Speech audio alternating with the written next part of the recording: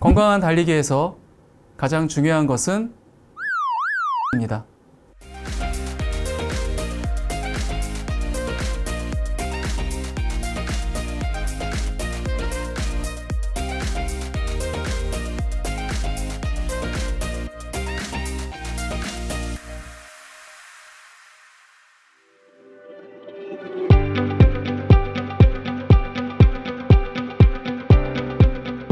안녕하세요.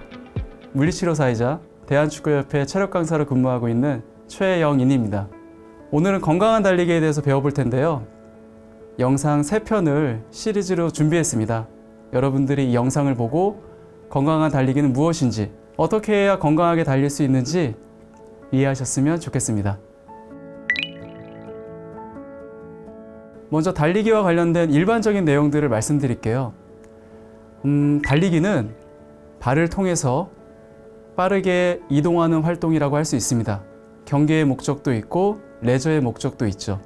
전신 운동이긴 하지만 분명한 전진의 주체는 바로 다리입니다. 다리의 전진을 통해서 신체가 전진하는 것이죠. 다리의 반복적이고 패턴화된 일련의 동작들, 우리는 이것을 게이트라고 표현을 해요.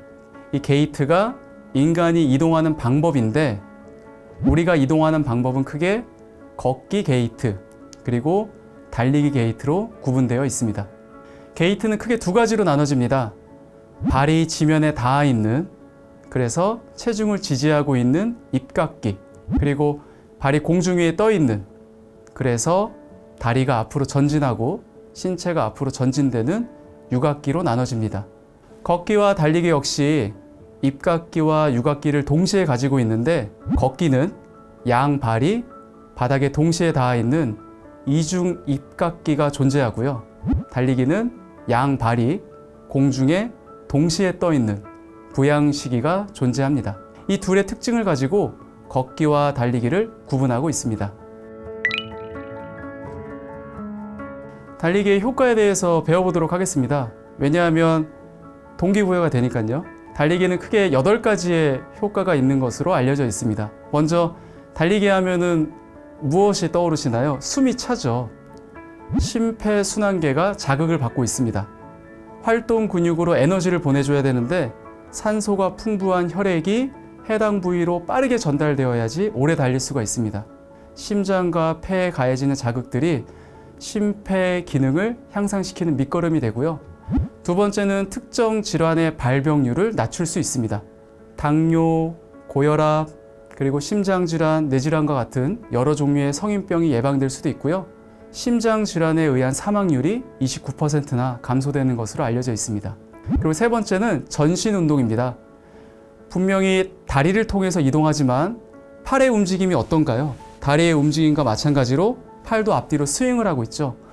팔과 다리에 연결되어 있는 근육들이 있습니다. 그 근육들이 동시에 활성화되어야지 효과적으로 힘을 낼 수 있고 오래 달릴 수 있는 것입니다. 몸통에 있는 근육은 어떠할까요?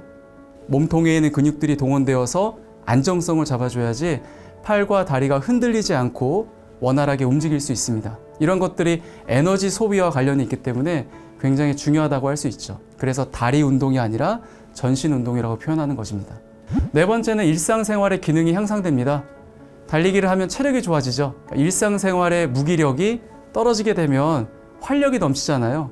그러면서 나의 일상생활 기능이 좋아질 겁니다. 학생들은 공부에 더 집중할 것이고 직장인들은 업무에 더 집중할 수 있겠죠. 다섯 번째는 자신감이 향상됩니다. 달리기 운동의 가장 기본적인 원칙이 달리는 거리 혹은 달리는 시간을 정해놓고 조금씩 늘리는 거예요. 내가 반복을 하면서 10분, 15분, 20분 달리기를 하게 되면, 또 5km, 10km, 15km를 달리게 되면 예전에는 불가능했던 것들이 가능하게 되었던 현실을 느끼는 순간 자신감은 향상될 수 있습니다. 여섯 번째는 체형이 변화됩니다. 달리기 하면 살 빠진다. 우리가 흔히 알고 있는 내용들이죠. 체지방이 연소되기 때문에 체중 감량에 도움이 됩니다. 그리고 일곱 번째는 우울감이 극복됩니다. 달리기를 하게 되면 엔돌핀, 도파민, 카나비노이드라는 물질이 분비되는데, 이러한 물질들이 우울감을 완화시키고 자신감, 그리고 행복감, 낙관적인 기분, 이런 것들을 향상시킬 수가 있습니다. 마지막 8번째로 숙면을 취할 수 있습니다. 여러분, 숙면 굉장히 중요합니다. 왜냐하면 우리가 잠을 자고 있는 동안에 내 몸에 있는 노폐물을 제거할 수 있거든요. 그리고 중추신경계, 뇌와 척수에 있는 뇌척수액이라고 있는데 이러한 것들이 순환을 통해서 뇌와 척수에 있는 노폐물들을 제거하는 거예요. 근데 우리가 숙면을 취하지 못하면 특히 뇌에 있는 노폐물들이 잘 제거가 되지 않는 것입니다. 그러면 그 다음날 일어나도 머리가 무겁고 띵한 느낌을 갖게 되는 것이죠.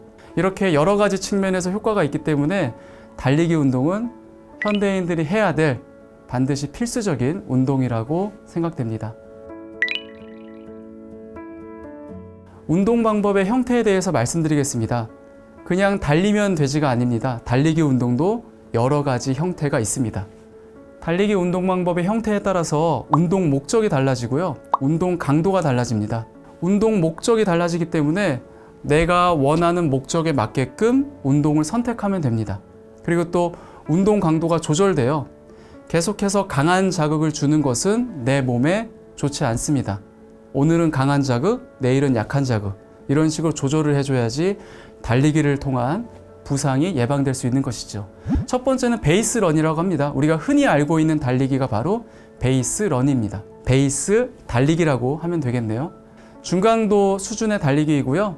20분에서 40분 정도 체력이 허락한다면 1시간 정도도 달릴 수 있습니다. 내가 할 수 있는 일정한 속도로 중강도의 운동 강도로 달리기를 지속하면 됩니다. 두 번째는 리커버리, 회복 달리기라고 표현할 수 있겠는데요. 회복 달리기는 저강도에서 중강도 수준의 운동을 의미합니다. 어제 고강도의 운동을 수행했다면 오늘은 회복해야 되잖아요. 내 몸의 노폐물을 빠르게 제거하기 위해서 혈액순환을 증진하는 것에 목적을 둔 운동이 바로 리커버리 런, 회복 달리기입니다. 그리고 템포런이라고 있습니다. 템포런은 굉장히 고강도의 운동입니다. 역치 수준에서의 운동 강도의 속도를 유지하는 게 바로 템포런이에요. 역치 수준이라고 하는 것은 여러분 젖산 들어보셨죠? 내가 힘든 운동을 할 때 내 몸에서 발생시키는 그 에너지 부산물인데 젖산이 생성이 되면은 근육의 불편함, 근육의 통증이 야기가 됩니다. 그래서 이렇게 생성된 젖산을 빠르게 제거할 필요가 있습니다. 근데 템포런은 젖산이 분비되는 고강도에서 운동을 지속하는 거예요. 처음에는 굉장히 어렵겠지만 여러 차례 반복하다 보면 그 역치 수준의 강도가 내 몸에 적응이 되고, 적응이 됐다는 뜻은 젖산을 빠르게 제거하는 내 신체 능력이 향상되었다는 것을 뜻합니다. 마지막으로는 파트랙 런인데요. 이거는 속도 달리기라고 받아들이시면 될 것 같습니다. 스웨덴 용어예요. 스피드 플레이라는 스웨덴 용어인데 인터벌 형태의 달리기입니다. 쉽게 말씀드리면 90초는 빠르게 달리기, 60초는 느린 조깅, 이런 식으로 달리기와 회복을 반복하면서 운동하는 형태인데 고강도 형태의 인터벌 운동이기 때문에 다리의 근력이라든지 또 근 파워를 향상시키는데 효과적인 것으로 알려져 있습니다. 지금부터는 달리기 자세에 대해서 말씀드리도록 하겠습니다. 우리가 쉽게 달리고 있지만 정확한 자세로 달리고 있는 분들을 찾기는 쉽지가 않습니다. 왜 바른 자세로 달리는 게 중요할까요? 바르게 달려야지만 여러 가지 이득이 발생될 수 있기 때문입니다. 첫 번째는 에너지가 저장됩니다. 두 명의 친구가 있습니다. A라는 친구는 5km를 달릴 때 10이라는 에너지를 소비하고 B라는 친구는 5km를 달릴 때 100이라는 에너지를 소비합니다. 누가 더 달리기 능력이 좋은가요? 당연히 10이라고 하는 에너지를 소비한 A라는 친구가 달리기 능력이 더 좋은 거죠. 바른 자세가 이 에너지 소비와 직결되어 있습니다. 내가 바른 자세로 달리면 신체 불균형이 최소화되기 때문에 그만큼 흔들림이 덜 일어나고 불필요한 근육의 사용을 제어할 수가 있습니다. 두 번째는 부상 발생 위험도가 감소합니다. 자세가 바르다는 것은 앞, 뒤, 좌우, 신체 무게중심이 가운데에 있다는 뜻이거든요. 그렇게 되면 어느 한쪽으로 치우쳐져 있지 않기 때문에 특정한 부위에 스트레스가 집중되지 않고 분산될 수 있습니다. 그리고 특정 근육을 과사용하거나 특정 근육을 비사용하지 않는 이러한 근력 불균형이 일어나지 않기 때문에 부상 가능성이 낮아지고요. 세 번째는 스트레스가 감소될 수 있습니다. 달리기를 할 때에는 체중의 몇 배가 무릎 관절에 부하가 되는데 자세가 올바르면은 그 스트레스가 적절하게 분산돼요. 근데 이때 자세가 바르지 못하면 스트레스가 한 곳에 집중되어서 무릎 관절에 있는 연골이 손상될 수 있습니다. 네 번째는 적은 노력으로 빠르게 달리고 먼 거리를 달릴 수 있습니다. 상대적인 개념이지만 똑같은 속도와 거리인데 나쁜 자세에서는 더 많은 에너지를 소비해야 되거든요. 그렇기 때문에 우리는 바른 자세를 유지해야 한다라고 표현하고 있습니다. 이 모든 것들을 쉽게 말씀드리면 내가 바른 자세로 달리기를 한다면 좀 더 효율적으로, 좀 더 편안하게 달릴 수 있다는 것을 의미하고 있습니다. 지금부터 각 부위별 달리기 바른 자세에 대해서 말씀드리도록 하겠습니다. 머리는 거북목이 되면 안 됩니다. 턱이 앞으로 돌출되지 않고 뒤로 당겨서 귀와 어깨가 동일선상에 놓여 있어야만 하고요. 팔 같은 경우는 90도 각도를 유지해 줘야 됩니다. 그 상태에서 앞뒤로 자연스럽게 흔들어주면 되고 손은 허리 높이에 위치해 주면 됩니다. 초보자들은 손이 점점 이렇게 위로 올라오는 경향이 있는데 이렇게 되면은 근육들이 과긴장되고 호흡이 어려워질 수 있습니다. 그리고 양손은 달걀을 말아진 듯이 가볍게 움켜주면 되고요. 어깨 같은 경우는 너무 긴장되지 않게 올라가지 않고 아래쪽으로 내려주는 형태이고요. 몸통은 약간 앞으로 기울어진 상태에서 견고하게 유지해주면 됩니다. 그리고 고관절은 다리 움직임의 중심점이에요. 정면을 향해 있으면 되고요. 다리 같은 경우는 약간 뒤쪽으로 너무 과도하게 뻗을 필요는 없고요. 다리를 자연스럽게 구부리면서 뒤꿈치가 엉덩이 쪽으로 당겨지도록 스윙을 하면 됩니다. 발 같은 경우는 발의 너비는 골반 너비이고요. 그리고 발이 신체보다 너무 앞으로 뻗는 것을 권장하진 않습니다. 발은 신체 무게중심 아래쪽에 착지할 수 있도록 해야 되고요.